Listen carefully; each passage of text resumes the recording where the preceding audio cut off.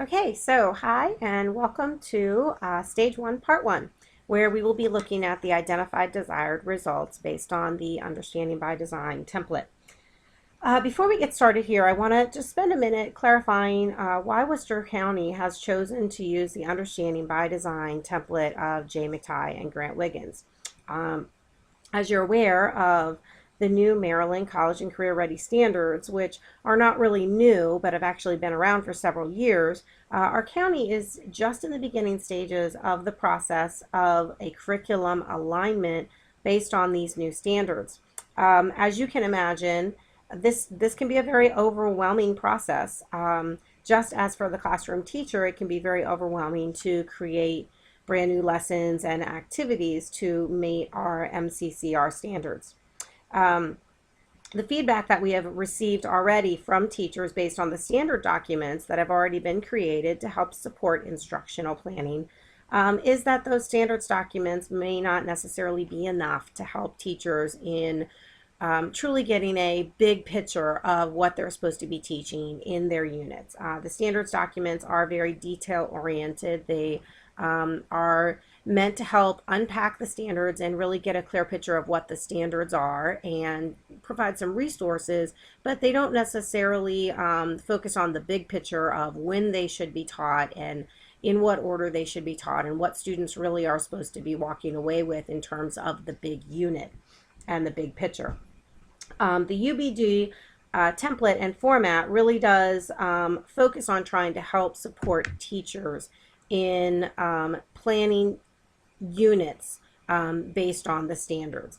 We don't want in Worcester County to become a textbook driven county where teachers are using textbooks that may have a title of Maryland Career and College Ready Standards or Common Core State Standards textbook, but aren't necessarily truly aligned to those standards. Maybe they have some standards that are left off, or maybe they put some additional things in that we don't want to spend or waste time instructionally if they're not going to truly align to the new Maryland Career and College Ready Standards.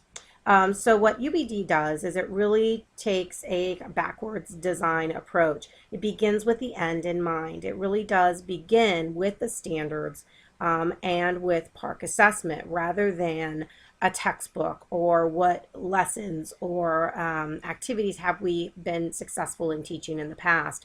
That comes at the end stage of planning. What we're starting with is what the big picture of what we want students to know and how are they going to be assessed. The UBD design also kind of allows us to, or disallows us to have any of those sacred cows anymore. We kind of have to put them to the side or file them away in our filing cabinets. And what sacred cows are basically are those units or lessons or activities that we have always enjoyed doing with students. Maybe students have enjoyed learning them. They might be student-centered, something that we're very comfortable teaching and have really enjoyed teaching. Like maybe perhaps in algebra, a teacher may have always had students survey their friends or family and take those survey results and do maybe some statistical inferencing or statistical modeling. Well, surveys are now going to be moved to the Algebra 2 content and are no longer really aligned with Algebra 1 in Maryland. So those, that lesson or activity, even though it may have been, may have met with success in that in the past, we don't want to do those activities that are no longer aligned to our new Maryland Career and College Ready Standards. Okay, so let's take a look at the screen. What you're looking at is a mathematics unit for Worcester County Public Schools. This unit is the Algebra 1, Unit 7 on polynomial functions and expressions. And if you have been following kind of the course sequence that was given to you at the beginning of the school year, you should be here at the beginning of term 3. If you're teaching year-long algebra program, you should be at Unit 7 about right now. This unit example was written using the Understanding by Design format, which you see right here. The unit documents are written to unify the various individual standards for the unit into 3 stages. These stages are the identified desired results, assessment evidence, and the learning plan. The 3 stages are designed to focus on achieving the desired learning results of the unit. I will be navigating you through the first 3 sections of Stage 1. Stage 1 is where the desired results are identified. The first of the 3 sections of Stage 1 include established goals, understandings, and essential questions. Let's start with established goals, as you can see right here on the screen. Established goals are the standards, the content standards, that have been designated by the county to a unit of instruction.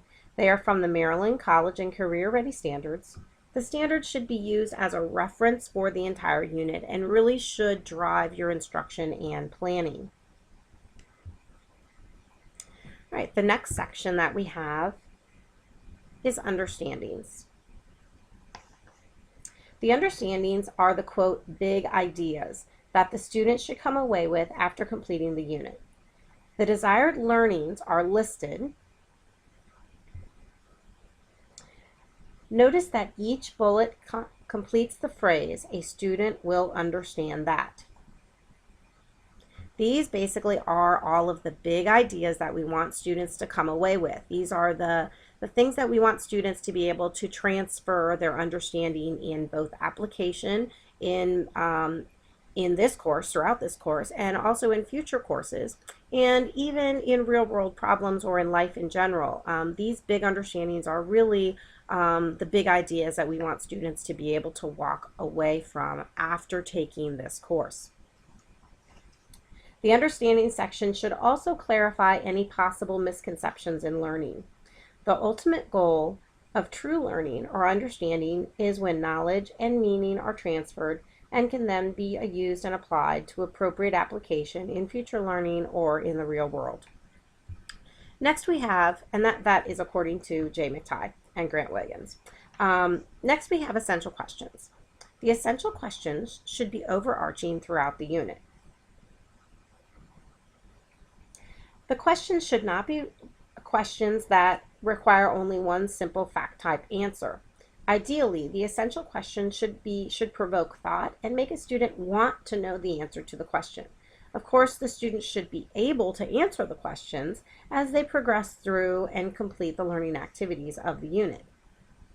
I can't stress enough the importance of essential questions. I know that teachers have a difficult time in writing these, and it can be a struggle, but think of the essential questions basically as possibly a hook to learning for students. These questions should inspire creativity in learning, and these are the questions that require transfer of understanding. So that is the end of Stage 1, Part 1.